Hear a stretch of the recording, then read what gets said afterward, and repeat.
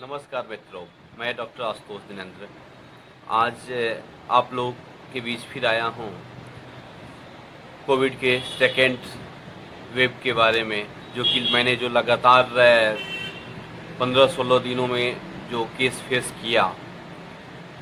दोस्तों, मैं एक दिन भी रेस्ट नहीं लिया, कंटिन्यू वर्क कर रहा हूँ। शुरू में बीच में हम सिर्फ ऑनलाइन देख रहे थे 5 डेज, उसके बाद कंटिन्यू बैठ रहे हैं ओपीडी में और पेशेंट देख रहे हैं।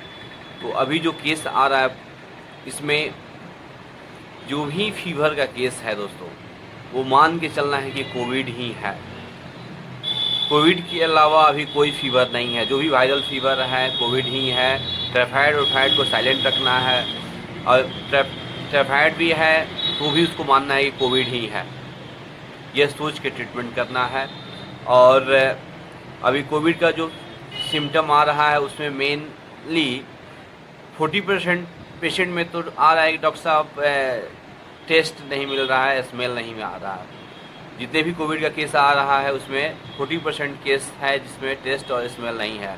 एक तरह से ये गुड न्यूज़ है उस पेशेंट के लिए, चूँकि ये माइल्ड कोविड का सिम्टम है। वह पेशेंट तो थोड़ा सा मेडिसिन से ठीक हो जा रहे हैं या बिना मेडिसिन के भी ठीक हो जा रहे हैं। कोई कह रहा है इसमें क्या है कि उसके अलावा जो पेशेंट डायरिया लेके आ रहा है, जीआई के साथ आ रहा है, न्यूजिया और वोमिटिंग है, वो भी नॉन सीरियस ही है, उसमें थोड़ा सा केयर करना है, वो भी नॉर्मल हो जाएगा। जो फीवर बहुत हाई ग्रेड फीवर है उसमें थोड़ा सा विशेष और कंटिन्यू है फीवर, उसमें थोड़ा सा विशेष ध्यान देना है। और डे फर्स्ट से पेशेंट को जिस दिन फीवर आया उस दिन नोट कर लेना है इस दिन फीवर आया, और डे फर्स्ट से मॉनिटरिंग करना है। और पल्स ऑक्सीमीटर घर में होना चाहिए। और जब आपको फीवर आए तो तुरंत आप अपने घरेलू जो डॉक्टर हैं या आपके जो फिजिशियन हैं उनसे आप कंसर्न में रह के और उसका ट्रीटमेंट, उनके बातों को फॉलो करना है। सबसे पहले ज़रूरी उसमें क्या चीज़ हो रहा है, क्वारंटाइन हो जाना है अपने आप को। और होम क्वारंटाइन होने के बाद अगर आप घर में हैं तो आपका बाथरूम अलग होना यूज करिए, और सैनिटाइज का यूज कीजिए। हैंड वॉश हमेशा हाथ धोते रहिए साबुन से। और वेंटिलेशन वाली जगह स्पेस पे रहिए, जहाँ ऐसे विंडो खिड़की हो जहाँ से हवा क्रॉस करे, और बंद कमरे में ज़्यादा न रहें। और इसके साथ साथ आप अगर घर में कनेक्टेड रूम है तो अगर तो मास्क पहन के रहिए, क्योंकि घर के अगले लोग इन्फेक्टेड नहीं होंगे। और इसके साथ ही आप किसी को आ रहा है शोर थ्रोट है, जॉइंट पेन है, तो वो कोविड नहीं हो सकता। किसी को वीकनेस है, हेडेक है और लूज मोशन है, तो ये कोविड का सिम्टम मिल रहा है कंप्लीट, और ये कोविड ही है। कोई फ़ोन कर रहा है कि डॉक्टर साहब हमको बहुत ज़्यादा कमजोरी है, हमारे पत्नी को बहुत ज़्यादा हेडेक है, देखिए बच्चा का भी लूज मोशन है, तो यानी कि तीनों कोविड से पॉजिटिव हैं।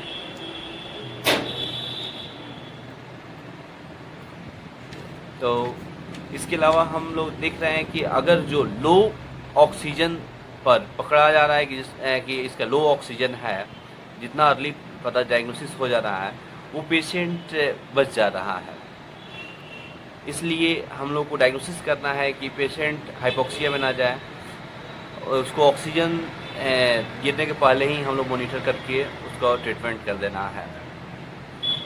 हैप्पी हाइपोक्सिया भी एक होता है, देखते होंगे कि पेशेंट बहुत ज़्यादा हंसते रहे, खुश रहेगा, हमको कुछ नहीं हुआ है, तो ये है। और ऑक्सीजन देखा जाएगा तो देखा जाएगा 50 है, 60 है, तो वो बहुत क्रिटिकल कंडीशन है। तो हम लोग को जितना अर्ली डायग्नोसिस हो जाएगा कि अगर ऑक्सीजन लो हो रहा है तो उसका ट्रीटमेंट करना आसान हो जाएगा। इसके साथ साथ अगर फीवर है, फीवर में ऑक्सीजन नहीं गिरता है, फीवर जैसे उतरेगा तो ऑक्सीजन गिरना चालू हो जाएगा। और अगर हम घर पे कैसे मॉनिटरिंग करें कि हमारा ऑक्सीजन लेवल कैसे है, इसके लिए आप 1 से लेके 30 तक कंटिन्यू काउंट कीजिए। अगर इस बिना सांस लिए कंटिन्यू काउंट हो जा रहा है, यानी कि आपका ऑक्सीजन लेवल नॉर्मल है। जैसे 1 2 3 4 5 6 7 8 9 10 11 12 13 14 15 16 17 18 19 20 21 22 23 24 25 26 27 28 29 30। अगर ये कंटिन्यू आप करते रहें तो आपका ऑक्सीजन 95 तक है। अगर यही आप बीच में ही ब्रेक हो जा रहा है, 10 के नीचे ही आपका ही हो रहा है, रॉक स्कोरिंग बोलते हैं इसको, तो आपको कोविड आपका ऑक्सीजन कम है, आप कोविड के पेशेंट हो सकते हैं। इसमें ऑक्सीजन गिर रहा है आपका। डरे नहीं, घबराए नहीं।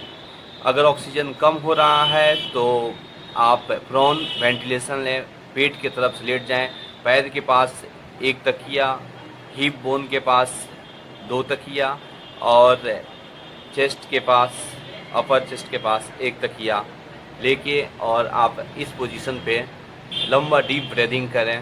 डीप ब्रीदिंग कीजिएगा तो आपको ऑक्सीजन प्रॉपर जाएगा, एयर एंट्री क्लियर रहेगा और लंग्स में जाएगा प्रॉपर ऑक्सीजन। इसके साथ साथ दोस्तों ये मैं देख रहा हूँ कि डायग्नोसिस में एक्सरे चेस्ट का बहुत रोल है।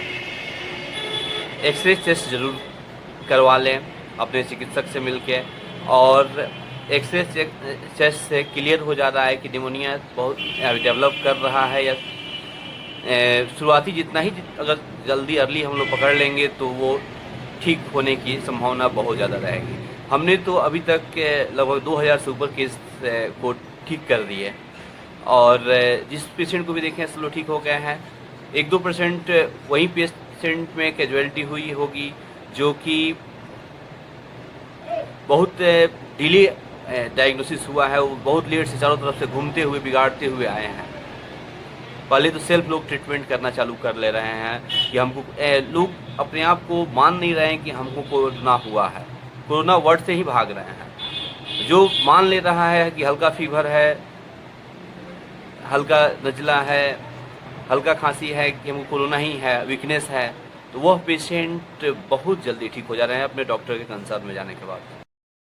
दोस्तों अब मैं आपसे कुछ बातें शेयर कर रहा हूँ जिससे कि कैसे कोरोना संक्रमण ना हो। सबसे पहले तो अभी घर से बाहर ना निकलें, बहुत इमरजेंसी होने पर ही निकलें, वो भी डबल मास्क पहन के ही जाएं, डबल। और इसके साथ साथ आप सरसों का तेल 2 बूंद दोनों नाक में लगाना है, और साथ जब भी बाहर से आना है या घर पे भी रहना है तो सुबह शाम हल्दी अजवाइन का भाप लेना है, स्टीम लेना है। ये जो है जिस तरह हैंड सैनिटाइज़र है उस तरह वो लंग्स का सैनिटाइज़र का काम कर रहा है। काफ़ी गुड रिजल्ट है इसका। और इसके वो हम लोग को जो वायरस का जो एंट्री पॉइंट है उसको सैनिटाइज कर देता है, और वो वायरस मल्टीप्लाई नहीं होता है। इसके अलावा अगर वायरस गया भी है तो उसका लोड कम कर देता है। इसके अलावा हम लोगों को एटमॉस्फेयर में अगर ऑक्सीजन बढ़ाना है तो हल्दी अजवाइन और एक छोटा सा कपूर डाल के उसको उस भाप को पूरे घर में करना है। उसका भाप स्टोव से चारों तरफ निकले, जिससे कि ऑक्सीजन लेवल बढ़ेगा।